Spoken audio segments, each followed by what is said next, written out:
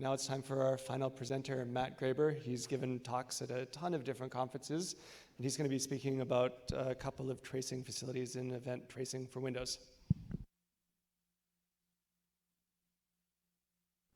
What are we doing? Okay, all right, great. So again, my name is Matt Graeber. Either you're being very patient for Hugo coming up next, or you're just such diehard supporters of Windows tracing, in which case I'm really happy you're here. Otherwise, just be patient and bear with me. Okay, so a little bit of background.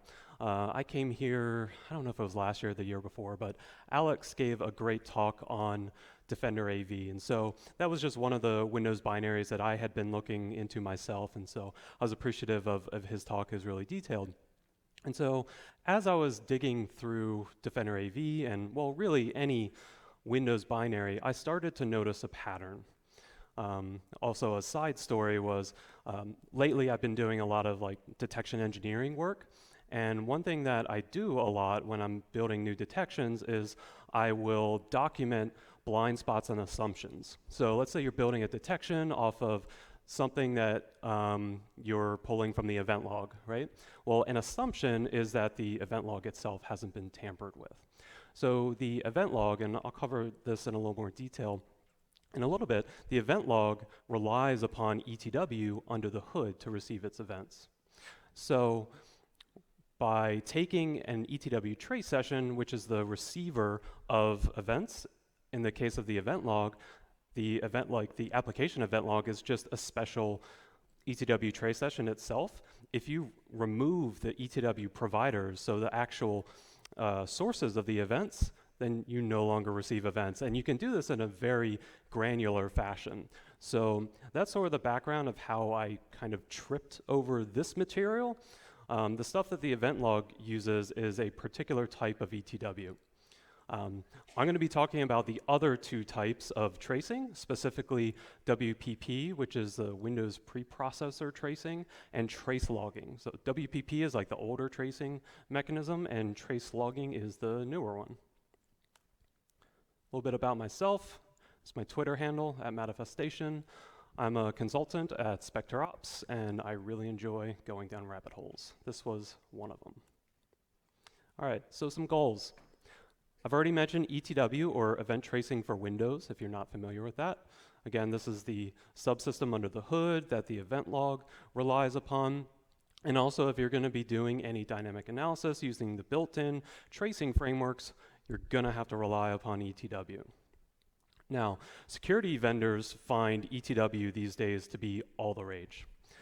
But what I've found is that the security vendors that are out there that are consuming events, they're consuming manifest-based ETW. So this is like the classic ETW that is what's running under the hood for the event log. And there's a ton of events in there, don't get me wrong. But when we're talking about WPP and trace logging, manifest-based ETW and the event log in general, like if I had to ballpark, I'd say those data sources comprise not even 10% of all the events that could be theoretically consumed if you started to tap into these things. And another thing that I'd like for all of us to understand is one of the most important aspects, to me at least, in reverse engineering is that if I start recognizing patterns when I'm reversing a lot of code, in this case Microsoft binaries, you start to recognize patterns. And for the longest time, I can't really explain why, I just happened to overlook all the WPP and trace logging code. But since I was already doing other ETW related reversing, I started noticing these functions more and more. And so, as is the case typically, when you recognize those patterns, you start to dig in a little more deeply. And it's like, you go buy, let's say you buy like your first Subaru, like your first Subaru ever.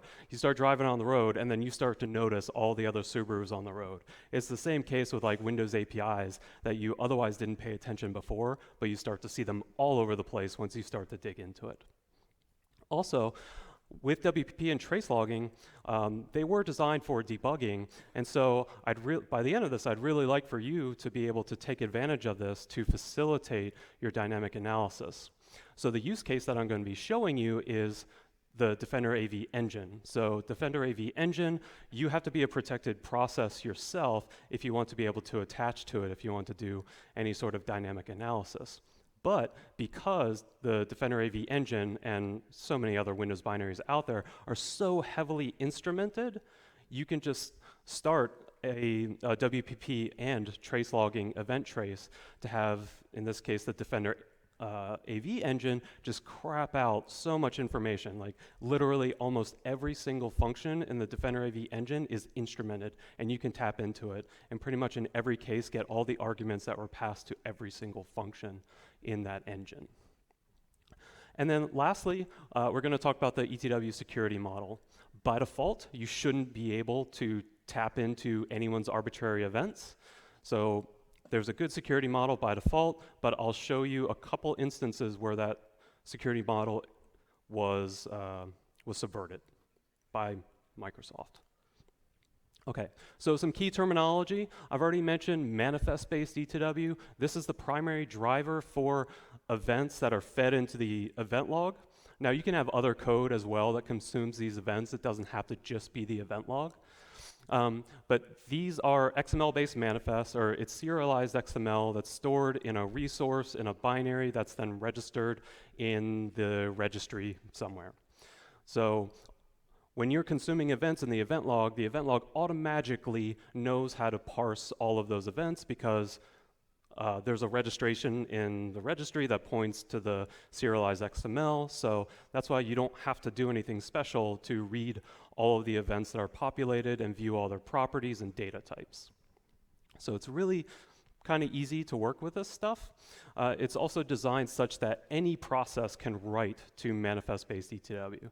So when there's this general manifest-based ETW registration, that means that's that ETW provider saying, hey, any process, you can go ahead and write events to me, okay? It's a very popular data source, as I mentioned, in security products. So just for example, the Microsoft-Windows-LDAP client ETW provider, I know of at least one endpoint security product that consumes Event ID 30, which captures all local LDAP queries.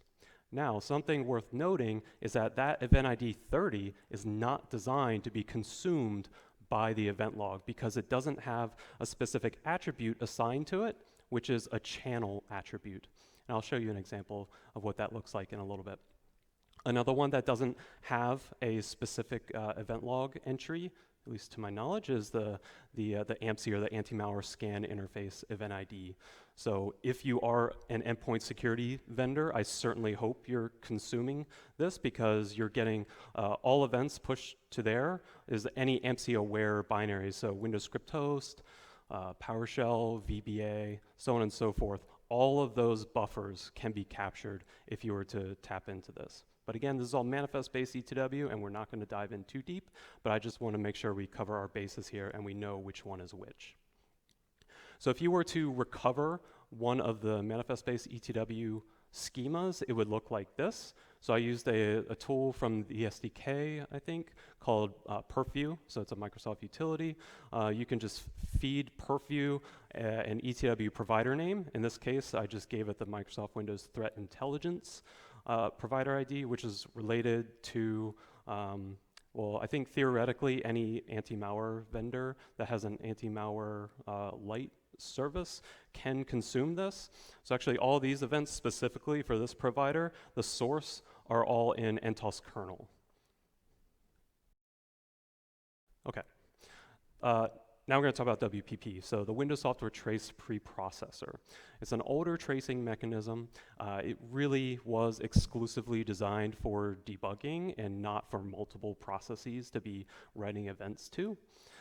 The tricky thing about this is that all event metadata is stripped from WPP traces. Now, with symbols and with the methodology that I'll try to articulate, it's not so terrible to recover these things, and I'm sure like all the IDA-Python masters out here with symbols could write some good scripts to automate the recovery of the WPP schemas. But I'm going to show you how to do that manually, and hopefully it won't be too painful. So this is what a WPP schema looks like. So this I got from the endis.sys public symbols. So you're not going to get these with all public symbols. It's just a select handful you'll get these from. So conveniently, we have endis.sys. So let's look at the first event schema up here. So the first thing that's highlighted is this is called the message GUID. So think of this in manifest-based E2W world. This is kind of like a keyword. So you can have a bunch of different events subscribe to a similar message GUID, and so those kind of serve to like group like events together. So like you see these three events here all have similar message GUIDs. The next thing to pay attention to is, in this case, MP. This is the event source. So let's pull this up. Event source would refer to this here. So if we're going to be looking in the event viewer, MP would surface here, okay? All right, the next thing to pay attention to is that box there. So that is the source, so the module and the source line. Because this came from public symbols, the actual source line was stripped, so that's why you see the 00 instead of an actual number. Next, an important one. This is the message number. This is equivalent to event ID. And when you save these traces to an EVTX, it is translated to an event ID. So message number, event ID, just slightly different terminology. Then you have the actual event message. And in this message, you'll notice there are two format strings. So present 0 is something that's not populated unless you run a trace with a tool called trace format or tracefmt.exe. That will print out the process ID, thread ID, and date time that the event occurred. And then the %10 is the first argument or the first field in that event. So just try to remember that if you're building these TMF files out yourself, all of the fields that are populated are going to start with that %10. And you have to supply, like if you want to actually display, say it's a string or a pointer or a uint, you have to supply the correct data type. So the box that's highlighted on the bottom, in the format string, it's %10p, which indicates it's a pointer, and then that p corresponds to the item pointer data type. Next, optionally, you can specify a logging level. You can provide any string that you want there, and also optionally, you can supply flags.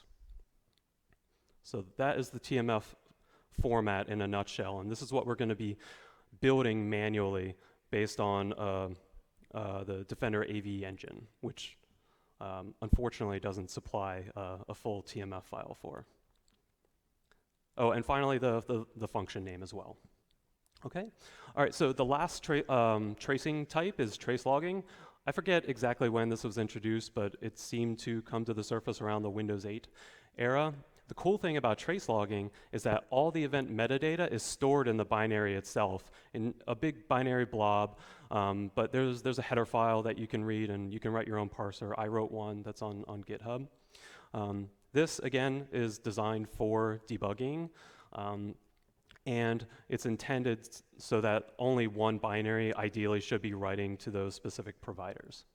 Now, I don't know of any other endpoint security products, but I do know that Defender ATP does consume some of these trace logging providers. And I'll show you what some of those are. This is what that binary blob would look like. The way that you identify that trace logging metadata is present in a binary are the bytes ETW0. Everything that follows that, there's a well-defined binary file format consisting of event data and provider data. So that's all defined in the SDK in TraceLoggingProvider.h. It's a great reference. Terminology, I've already touched upon providers. A provider is, think of it like a channel through which events are written and consumed. So code can write events to providers, and then trace sessions, or a consumer of those events, can consume the events that were written to the provider. So the provider is the channel through which events are written and consumed. every ETW provider has a unique GUID.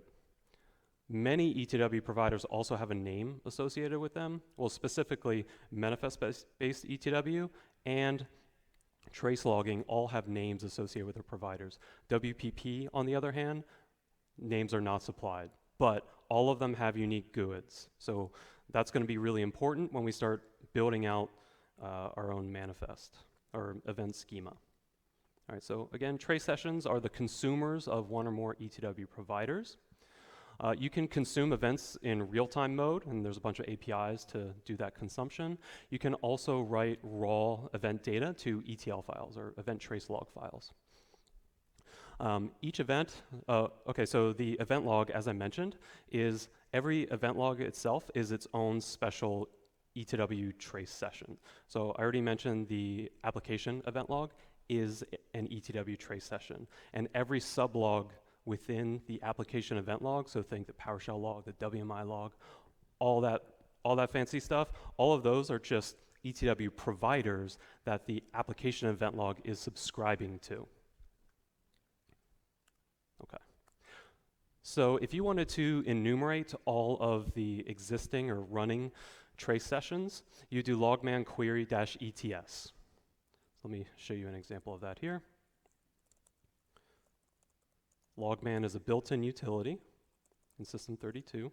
So ETS stands for Event Trace Session. So these are all of the running event trace sessions. All right. So we have a few here, and you'll see the event log application trace session is there, event log system, diatrack listener. Some of you may know what that is. That's related to telemetry. There are a ton of ETW providers in there. Microsoft does like to capture all the things. Now, if we wanted to look at a specific trace session in a little more detail, this is the output that we would see. So you would have some configuration details for the trace session, and what would follow would be all of the provider registrations. So there's a ton of provider registrations in the application event log. I'm just showing you one of them. So the first field is the name and the provider GUID. So as I mentioned, all these GUIDs are specific per ETW provider. This just happens to be the PowerShell one. The application event log subscribes to level FF. So it's just saying, hey, give me all the events. I want to consume them regardless of the verbosity of the message. Keywords any corresponds to, so there's a little bit of filtering that you can do in ETW, but it's not very powerful. So you can filter by event level or keyword. So a keyword is just a logical grouping of events. So in the case of PowerShell, this is a binary OR of 8, 0, 0, 0, and 1, all zeros. And Logman is nice enough to parse all that out for you to see what those numbers correspond to. So 1 corresponds to, I think, the admin channel, and 8 refers to the operational channel. And remember, when I say channel, I'm referring to groupings of ETW events that are designed to be consumed by the event log. Not all events, or most events actually won't have channels assigned to them. But the PowerShell log itself, many of its events are designed to be consumed by the event log. Properties, I've got a blog post I'll reference to later that covers the meaning of those, not super relevant at this point. Now, you can also get information about the provider registration itself.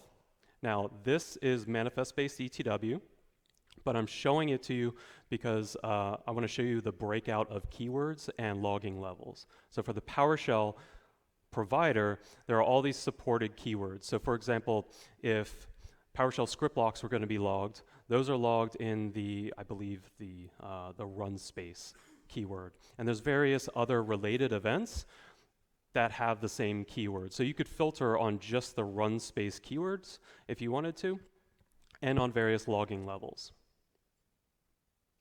Okay, so the tooling that is available to you from Microsoft is the following. You've already seen Logman. Logman is like the workhorse generally for ETW at the command line.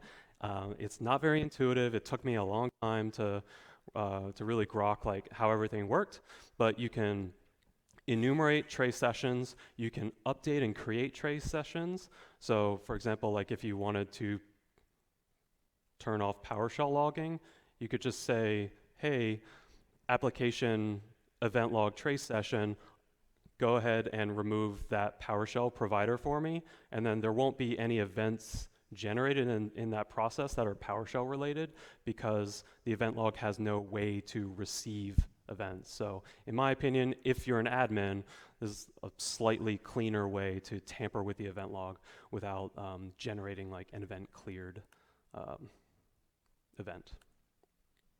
Okay, WPR, not going to touch on that. It's kind of similar. It's like a more modern version of Logman. PowerShell has some decent commandlets to work with ETW in the event tracing management module. You can also do this through the GUI and the computer management MMC snap-in.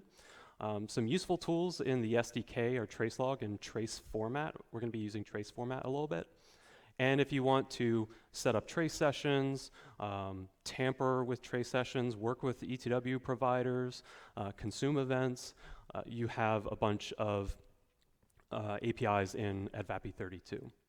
And then if you want to convert ETL files, which are just raw trace files, into something that's more usable, like EVTX, XML, CSV, you have a really handy tool called tracereport.exe. Okay, so let's dive into WPP. And again, our use case is going to be the Defender AV engine, mpengine.dll. So this is the sort of thing that I would trip over all the time, and previously had no idea what it was doing, but I just kind of ignored it and moved on just because it didn't seem like it was relevant to the core functionality of the binary that I was reversing. But I want to walk you through this in case this may be useful to you in the future. So when you load a Microsoft binary with symbols, this is the kind of output that you'll see. So let's dive into this specifically. So our first goal in wanting to start a WPP trace is we need the provider GUID. So we got to find that in the binary somewhere. So what we'll do is generally what you can do in user mode is you would jump to a call to register trace GUIDs. You can see that at the bottom there, and then identify cross-references to it. Usually there's not going to be more than like 2 cross-references to this because it's a pretty specialized API. And this is what is used to start a WPP ETW trace session. So you would work your way back and look at the control GUID parameter, look at the argument that's passed into it. And then up towards the top, you'll see what's passed into that argument is that WPP registration GUIDs global. So you double click on that, look at the cross-references, and then you would arrive to the WPP ETW GUID. So that's what you need to start a trace session that will capture these specific, in this case, Defender AV events. Okay, so make note of that. So now, at this point, we still don't really know what interesting events are available. So there's a couple ways that we could approach our methodology. One way could be to just capture everything, and that's what this is going to do here. We're just going to capture all WPP events, maybe do something interesting related to our research. Like, let's say I just right-clicked a file and did scan, and I'd want to see if there are any unique events around that time frame that fired. And then I could go back into code based on the output and identify where those events were traced. That's one way. Or since you have symbols in most cases, you could identify the functions that you're interested in and then jump to those specific message GUIDs and then start a trace that filters just those. Okay, so let's parse this out a little bit. So logman start, so we're going to start a trace session. We're going to call it Defender AV trace, like I'm supplying that. -P is the provider, so this corresponds to the one that we found in IDA. 0xFF is the logging level, so just give me all logging levels, I don't care, I want to capture everything. -ETS is going to start our trace session immediately after I hit enter. -mode 8000 refers to, that is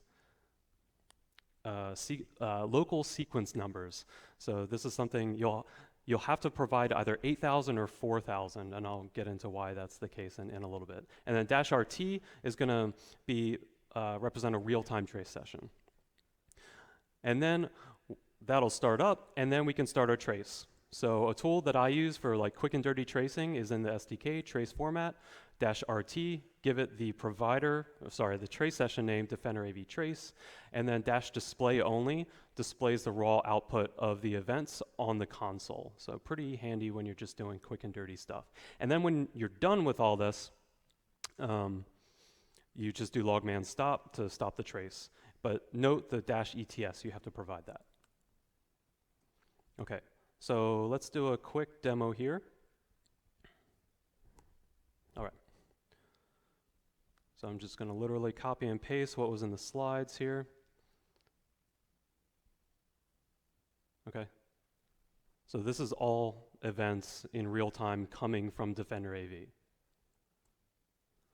We still don't have any context as to what they mean, so it's now our job to proceed to the next step.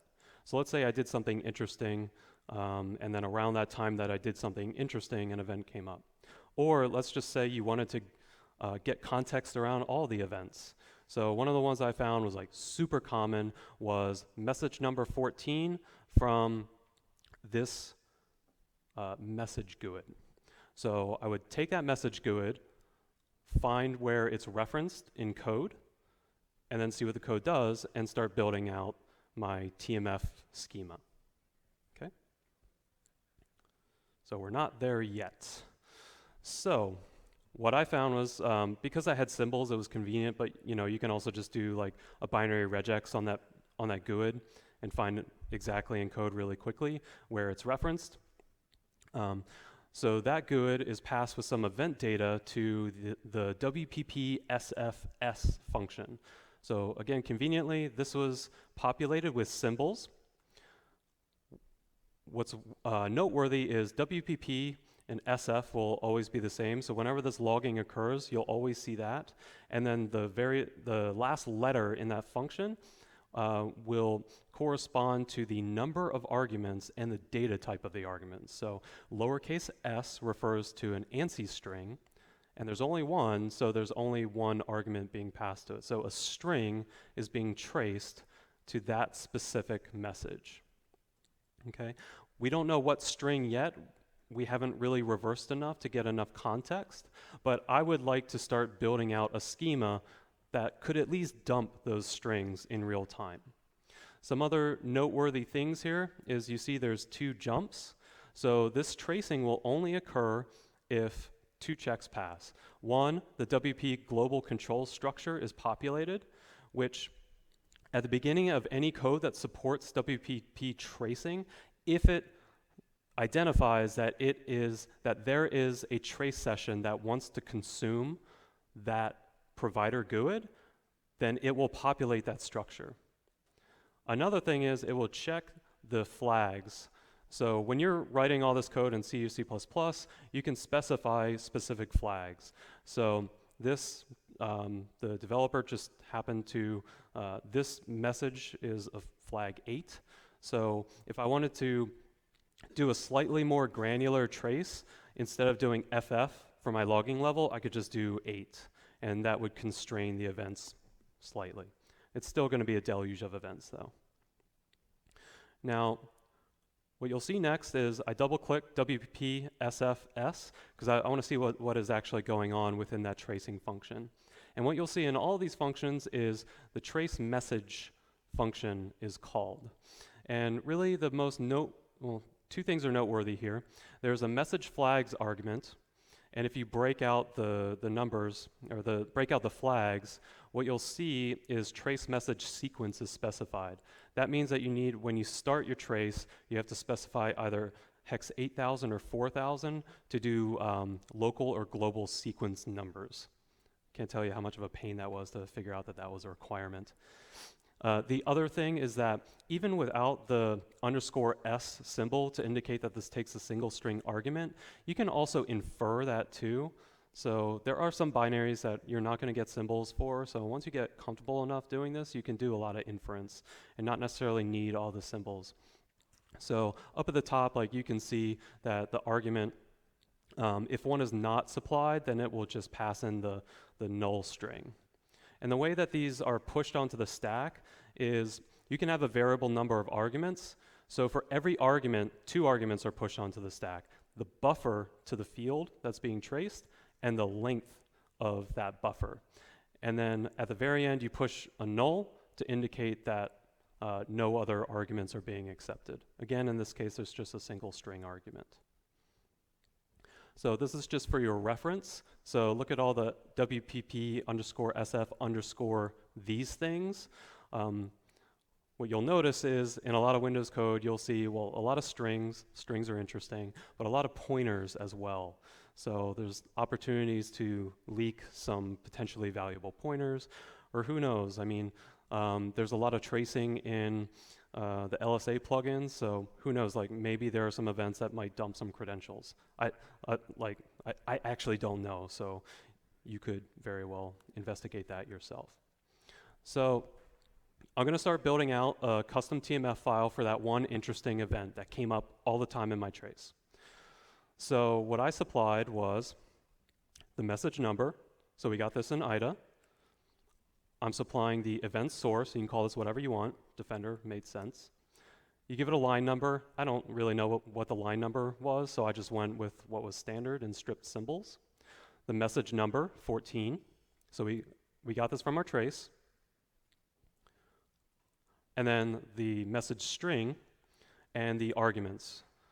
Okay, so the %10 refers to the first argument that's passed into it. The _s indicates it's an ANSI string.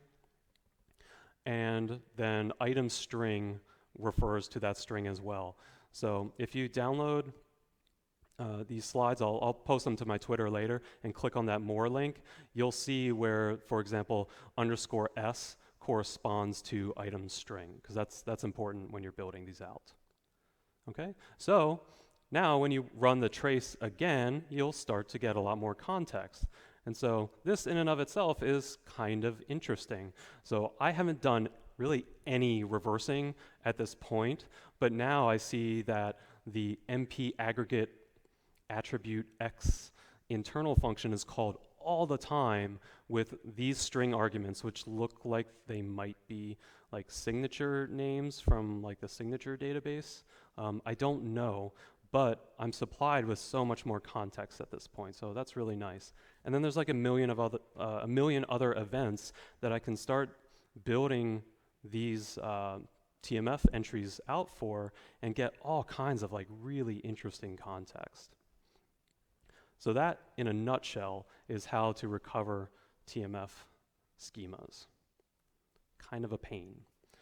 So I encourage all you out there to give this a shot. I've got a blog post that I wrote that covers in a little more explicit detail how to recover these things. I'll show that to you at the end. Let's jump into TraceLogging. Now we're still going to be using MP Engine as our target, and we're interested to know what interesting events might be present in there. So I don't know of any other tooling out there that parses the TraceLogging binary blobs, but I'm a PowerShell fanboy, so I wrote a script to do it in PowerShell. So it's called get TraceLogging metadata. So you just give the path to a binary. Really, any Windows binary at this point supports TraceLogging, and you'll see something like this. So there's a providers property, which will list out all of the supported providers in that binary. So we're going to do a trace on the Microsoft.Windows.Defender provider. There we go. All right. And then just to show you all the events, well, some binaries will be more verbose than others. The Defender AV engine is pretty verbose. So this is maybe all these event names that you see here. I don't know, is probably 5% of all the events that are actually supported in there. So very verbose stuff, just like WPP. All right, so if we wanted to do a TraceLogging trace, it's a lot easier because we already have a tool that can parse out the binary format, so we don't really have to do any reversing if we want to just start capturing events. So let's go ahead and start up a trace.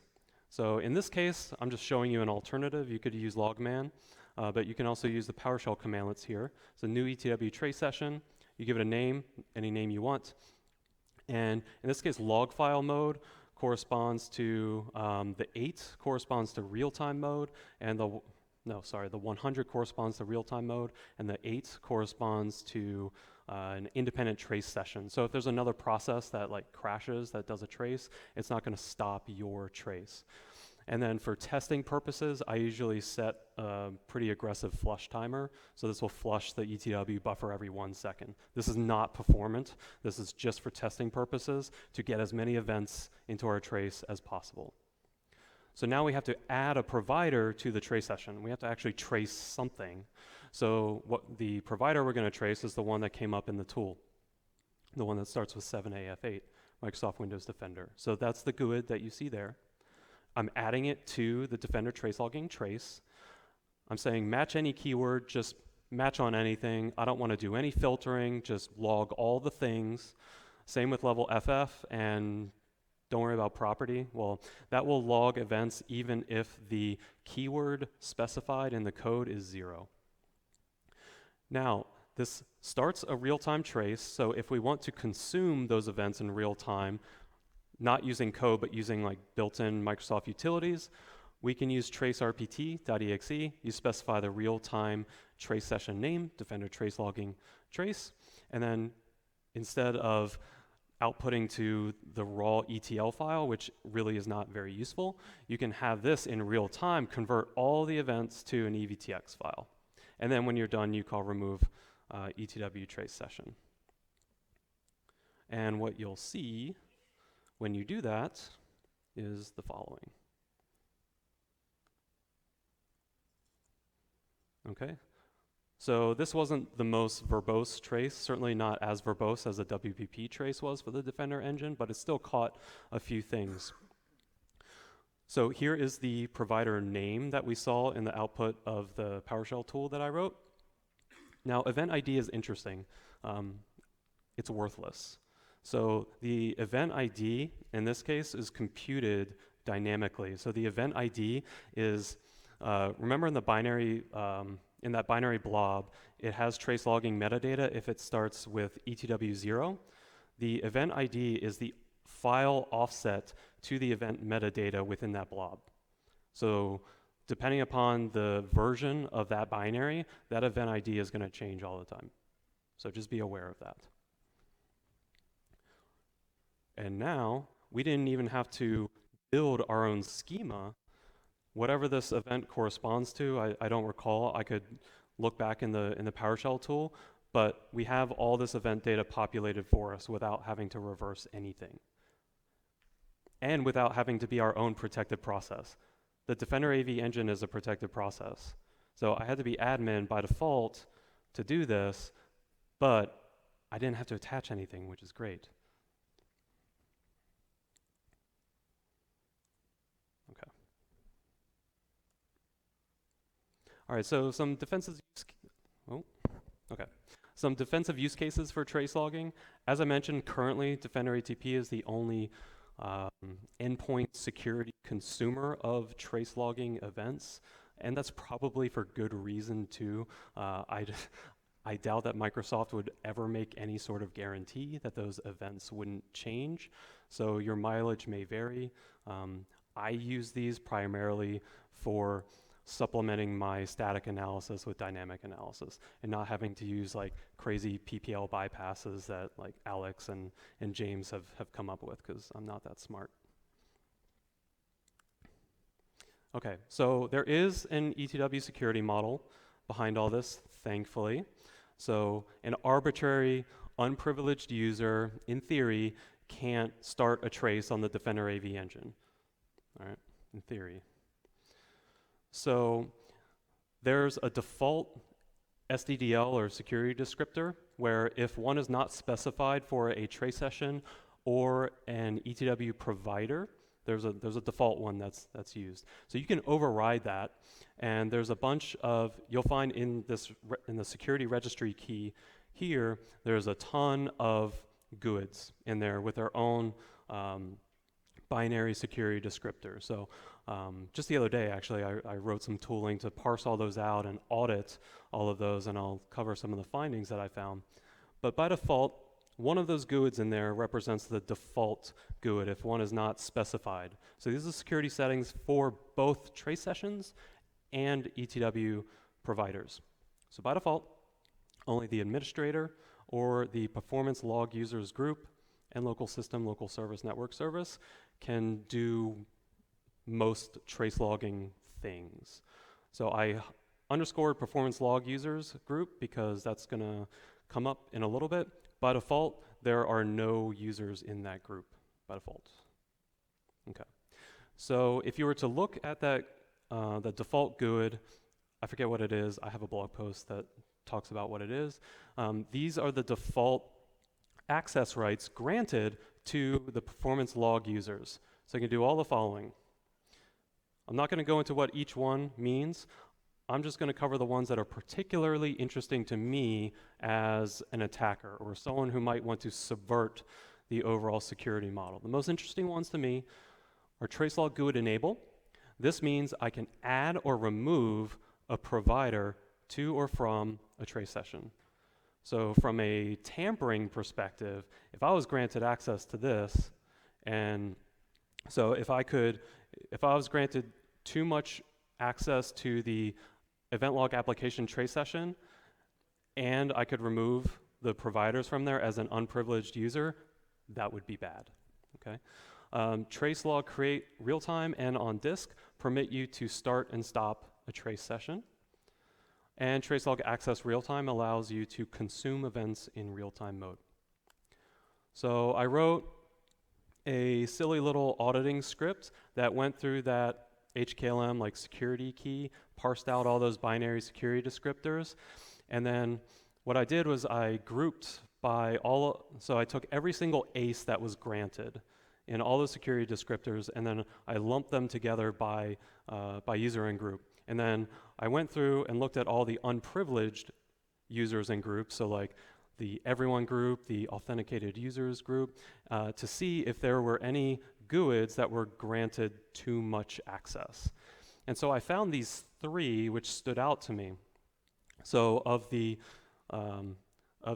access rights that are interesting to me as an attacker, I've highlighted those four, and they all correspond to the same three GUIDs, which I thought was kind of interesting. So the next step for me was to identify, well, what do those GUIDs actually correspond to in code? And what I did was I ran my get TraceLogging metadata script over every binary on my system.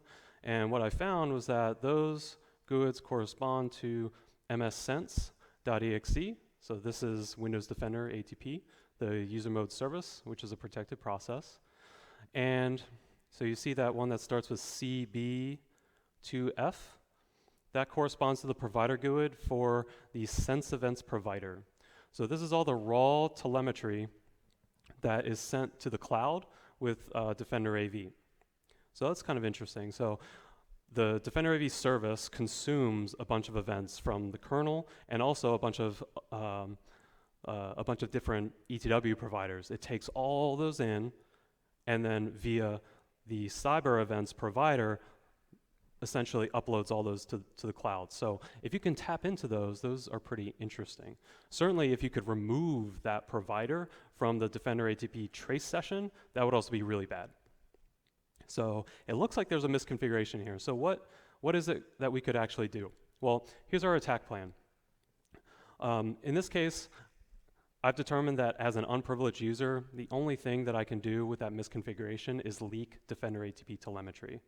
Because I don't have permission to do anything with the Defender ATP trace session, I can't remove those providers from its trace session. So that would be really bad if I could. But at least, I can leak this telemetry and start parsing that out, and there's some pretty interesting information in there. I did report this to Microsoft.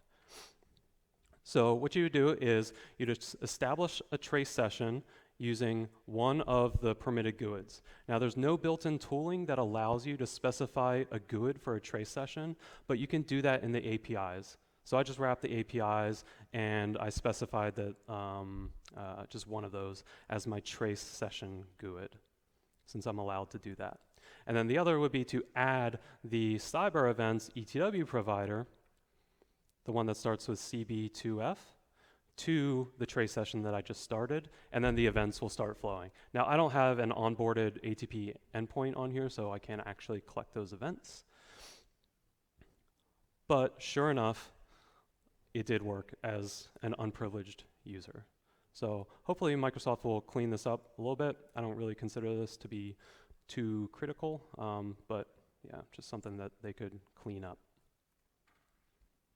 Now, that was cool and all, but really, in my mind, the most glaring security issue is, raise your hand if you have Visual Studio installed. Okay, quite a few people. All right, then the whole ETW security model is completely subverted. None of this stuff really matters. Now, there are some security descriptors which are pretty locked down, but by and large, there's very little you can't do in ETW from a tracing and a tampering perspective if you have Visual Studio installed. So this was reported, I reported this back in December 2008. It's an acceptable risk. When I tweeted this out, turns out James Forshaw found this as well, and I believe he used that as like an attack primitive in one of his many exploits. So yeah, so just to be clear, when you install Visual Studio, it adds the interactive group, which is like any logged on user, I believe, to the performance log users group, which is granted a lot of access by default. Okay, so some references. Again, I'll be publishing these slides online, like through my Twitter pretty soon, so you can use these as references. The first link that you see there goes into very explicit detail, more so than I've done today. And then if you want to learn about how to tamper with the event log, the second link is there too. There's some great posts on ETW trace security as well. I have a link to the PowerShell script that you can use to parse out the trace logging metadata. I supply you with my handcrafted artisanal AMSI.tmf file. So just to show you like how much work can go into recreating these TMF files, I supply that. And also I went through as many public symbols as I could, stripped out the TMF files in there if they were available, and I posted those to GitHub if you want to do some research there. All right. So thank you to everyone in the room. Particular shout out to Hugo and the RECON crew for having me. It's amazing. This is like my 6th or 7th year here, first time speaking, so I'm very grateful for everything you do. Jeff Chappelle on his ETW security post, Alex Ionescu, you're just awesome all around, and MSRC for being very responsive to my reporting. Albeit I wasn't entirely satisfied with the response, it was a quick response, so thank you. All right. And for later reference, if you want to do any of the stuff in the kernel, the methodology is like pretty much identical. So I've got that reference there as well, just slightly different APIs. So thank you. I'll open it up to questions now.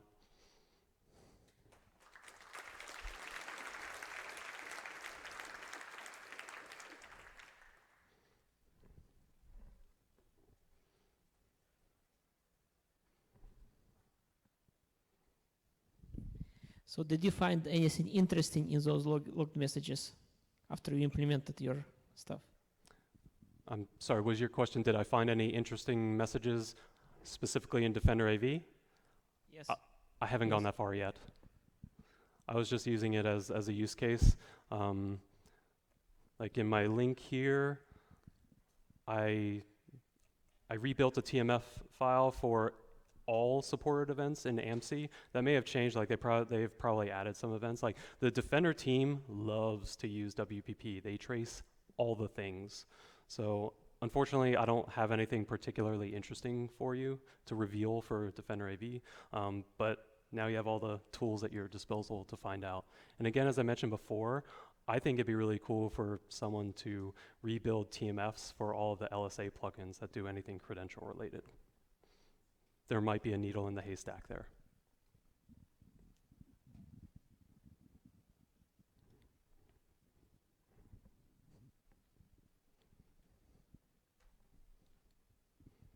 thanks for the talk. There we go. Hey, thanks for the talk. I was just wondering, since the general use, as you suggested, seems to be to essentially just read these logs that they're generating, to what extent would you recommend building something like, let's say, EDR tooling on top of this sort of logging that's already in Windows, rather than trying to do all sorts of hooking and unstable things that other EDR solutions try? Sure. So my recommendation for an EDR is don't touch WPP or TraceLogging, but perhaps consume manifest-based ETW, but still your mileage may vary. I'm sure Alex has plenty of rants about this. So because there's a manifest installed, it lays out what all the events and fields and data types are supported. I'm not aware of any particular documented guarantee from Microsoft that those won't change. I have seen in some instances that like the manifest, like XML, they do maintain versions, but that's also been super inconsistent from my experience. But as an EDR vendor, just in summary, I would investigate manifest-based ETW. As an RE or an attacker, I would investigate WPP and TraceLogging. You're welcome.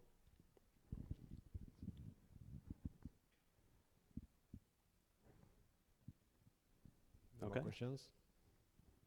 Thank you very much. Oh, Alex, Hey. yes. Two quick questions. One, TraceLogging is documented, obviously third parties can use it too. Have you seen at all third-party products starting to leverage TraceLogging as well, or is it still mostly Microsoft that you see? Personally, in my limited view, I have never seen any other third products consume WPP or TraceLogging. And second one was, have you looked into, or do you think attackers might start going towards offensively spamming or lying or producing fake events? I mean, I guess if it's only Microsoft reading them for now, but thoughts on that?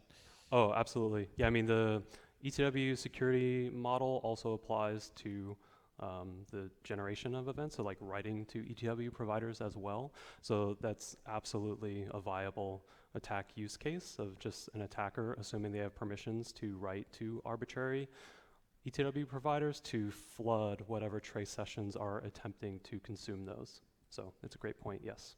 And I guess you could also do, as a non-authenticated users, do actions that might cause a flood, right? Instead of faking it, just do 10,000 virtual allocs and then... Oh, absolutely. Yeah, that's a great point. So yeah, like you mentioned virtual alloc.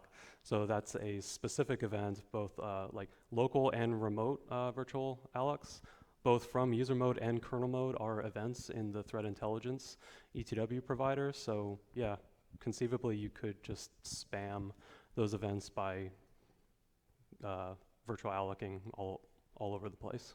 So yeah, I mean, there are fixed buffers in ETW.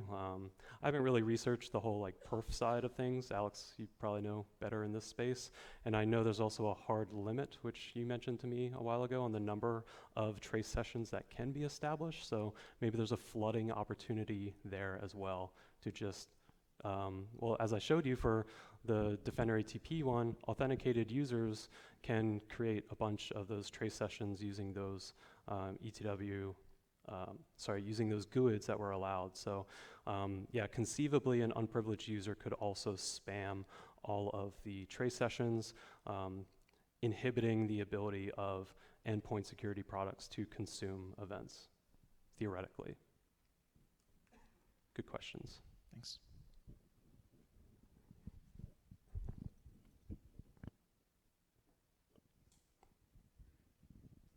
All right, thanks everyone.